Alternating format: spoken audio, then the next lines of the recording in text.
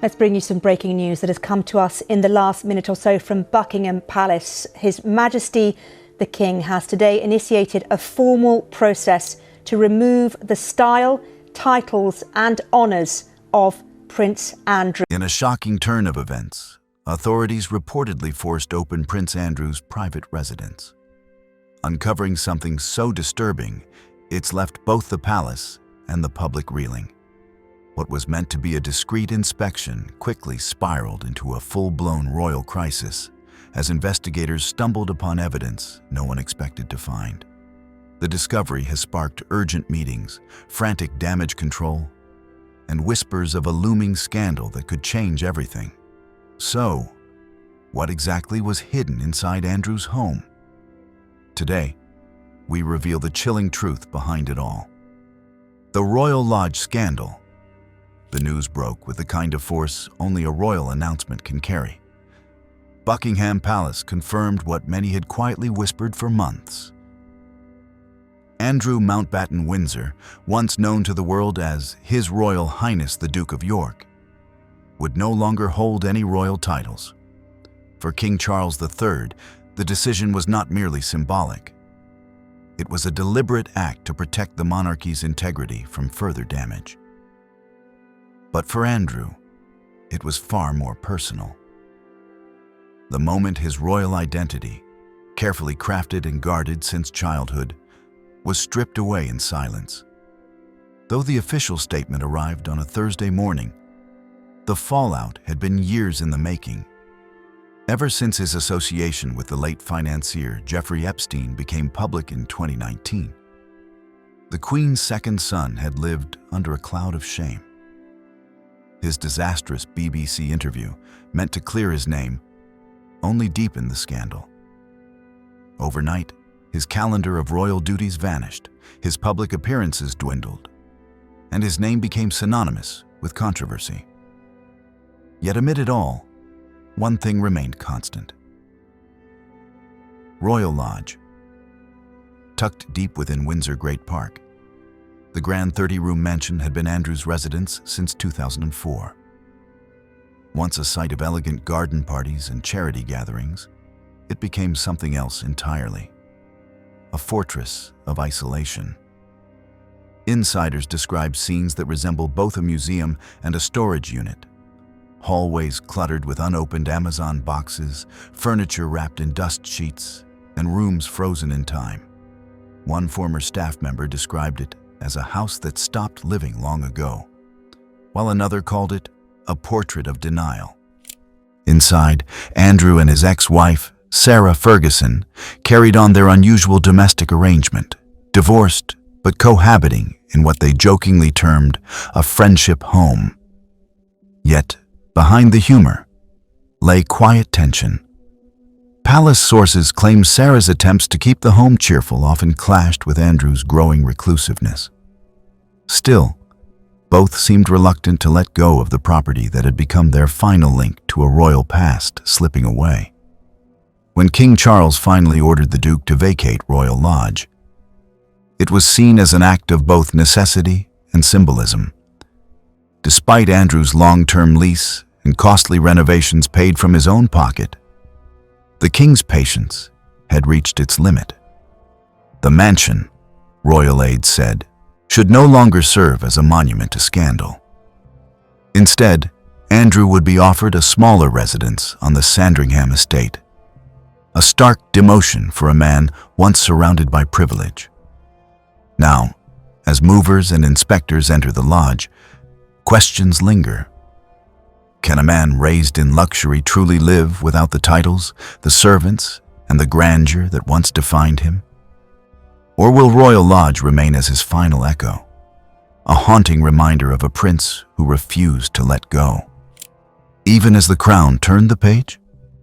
But when palace insiders traced every whispered secret at Royal Lodge, what shocking truths about Prince Andrew and Sarah Ferguson's stormy past came to light. The Duchess walks away. The whispers started softly, faint murmurs in palace corridors, but soon grew into a storm even Windsor's ancient walls couldn't contain. Sarah Ferguson, the fiery Duchess of York and once Prince Andrew's closest ally, has reportedly chosen not to join him at his new residence on the Sandringham estate. After nearly 2 decades of cohabiting at the Grand Royal Lodge in Windsor Great Park, her quiet but firm decision to part ways marks the end of one of the most unconventional relationships in modern royal history. For years, their unusual arrangement puzzled royal watchers. Even after their 1996 divorce, Andrew and Sarah continue to share a roof, raise their daughters, and even take holidays together. It was a relationship that seemed to defy royal norms, a peculiar mix of affection, loyalty, and denial. The two often described their bond as friendship, but insiders knew it ran deeper, filled with complicated emotions that blurred the lines between love and habit. To the public, they appeared as inseparable companions. Behind closed doors, the truth was far less simple. Sources close to the couple suggest that Sarah's decision was neither sudden nor impulsive. It followed months of growing tension and reflection, and a royal ultimatum. King Charles, determined to reshape the monarchy's image and cut unnecessary costs, issued a clear directive earlier this year. Prince Andrew must vacate Royal Lodge and downsize to a smaller home on the Sandringham estate. Andrew, once one of the Queen's favorites, reportedly pleaded for leniency, but the King's stance remained unyielding. The decision was final and symbolic. It signified a clean break between royal privilege and personal accountability. For Sarah, the eviction represented more than a change of address. It was a moment of reckoning, a chance to decide whether she would continue standing beside a man whose public image had become toxic. Those close to her say she's been quietly searching for her own place, yearning for independence after years of living under the long shadow of scandal. She's tired, one insider reportedly said. Tired of defending, tired of explaining, tired of being tied to a story that isn't hers anymore. Indeed, Sarah's own reputation has suffered by proximity. Once a vibrant royal figure adored for her warmth and candor, she found her credibility shaken when her past praise for Jeffrey Epstein resurfaced. Though she later expressed regret, the damage was done. Charities distanced themselves, media scrutiny intensified, and her public work dwindled. The woman once known as Fergie, full of spirit and charm, seemed gradually silenced by association. Now, as the grand halls of Royal Lodge prepare to empty and movers arrive to clear decades of clutter, one truth has emerged. Sarah Ferguson appears ready to reclaim her life. Her choice to walk away may not come with royal approval or tabloid fanfare, but it's a defining act of self-preservation. After years of shared loyalty, laughter, and scandal, she's finally doing what Prince Andrew cannot. Letting go of the past, stepping into the future, and choosing freedom over familiarity. Where will she turn next? And what secrets might the whispers at Royal Lodge finally reveal? The Duke, the Duchess, and the House of Boxes. The whispers started long before Buckingham Palace made anything official. Neighbors spoke of endless delivery trucks, staff complained of cluttered hallways, and friends quietly admitted that something inside Royal Lodge just didn't feel right anymore. Behind the iron gates of the Windsor estate, once home to the Duke of York's dignity and grandeur, a quieter kind of crisis was unfolding. One built not on public scandal, but on unopened boxes, forgotten memories, and the slow decay of royal illusion. Even casual visitors noticed the odd hush in corridors that once echoed with laughter and protocol, a sense that the house itself was holding its breath. By late 2025, Andrew Mountbatten Windsor, no longer prince to the public, was living in a mansion that had begun to mirror his own downfall. The 30-room Royal Lodge, his residence since 2004, had turned from a symbol of privilege into a monument of denial. Sources described entire rooms overflowing with Amazon parcels, still sealed after years of impulse buying. Furniture, once carefully curated, was buried under towers of unopened gifts, forgotten clothes, and stacks of letters that never reached their intended recipients. One insider joked, "You could probably lose a corgi there." But beneath the humor lay a more unsettling truth. The house was a reflection of its owner's inner turmoil, a physical manifestation of isolation, anxiety, and an attempt to fill emotional gaps with material things. King Charles's patience had, by then, run dangerously thin. The monarch, determined to streamline and modernize the image of the crown, reportedly viewed his brother's continued stay at such a grand property as deeply uncomfortable optics. The deadline was quietly set. Andrew must vacate Royal Lodge by January 2026. That gave him just over a year to clear decades of clutter, memories, and denial. Whether Sarah Ferguson, his ex-wife and longtime companion in residence, would stay that long or leave him to face the chaos alone remained unclear, adding yet another layer of tension to an already fraught household. What makes this chapter particularly haunting is not just the eviction, it's what it represents. Royal insiders suggest that the house itself tells the story of a couple frozen in time. The unopened boxes became symbols of suspended reality, every purchase perhaps a small rebellion against a world that had turned its back. Sarah, ever the loyal defender, is said to have tried to create calm amid the mess, even while juggling her own financial struggles and ongoing health challenges.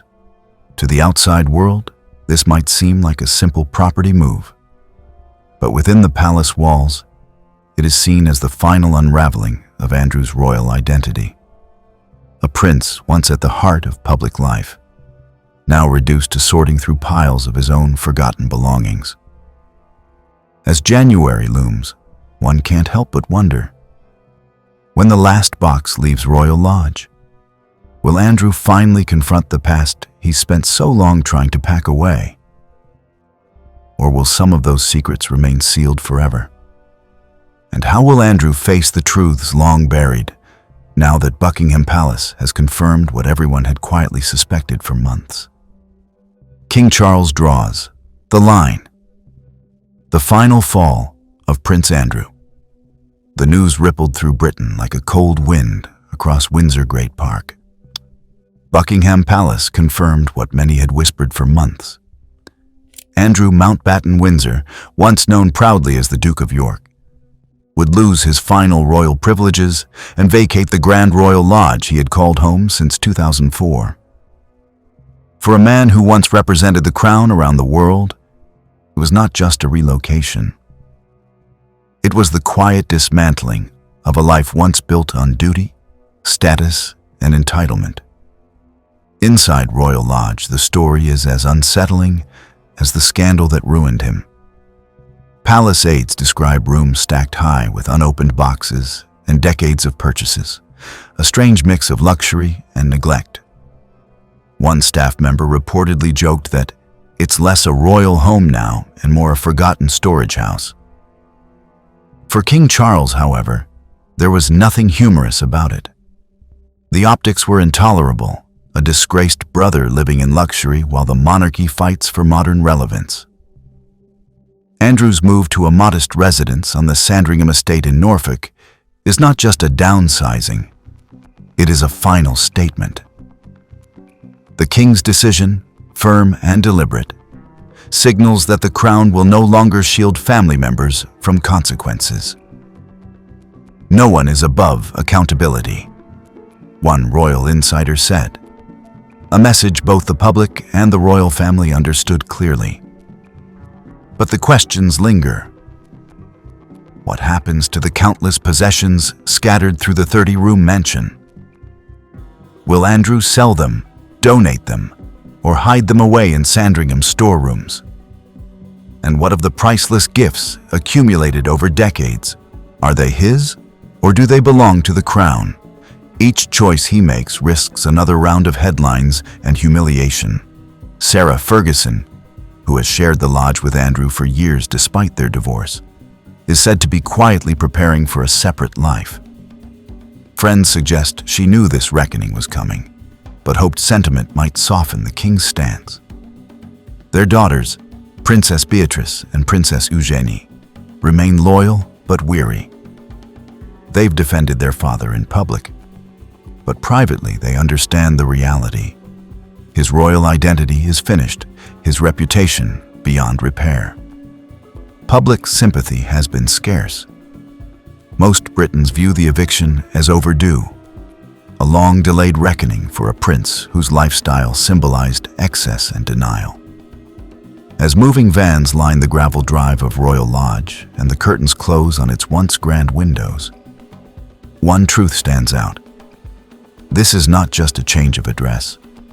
It is the quiet end of Prince Andrew's royal life, and the clearest sign yet that King Charles is reshaping the monarchy with a sharper, colder edge.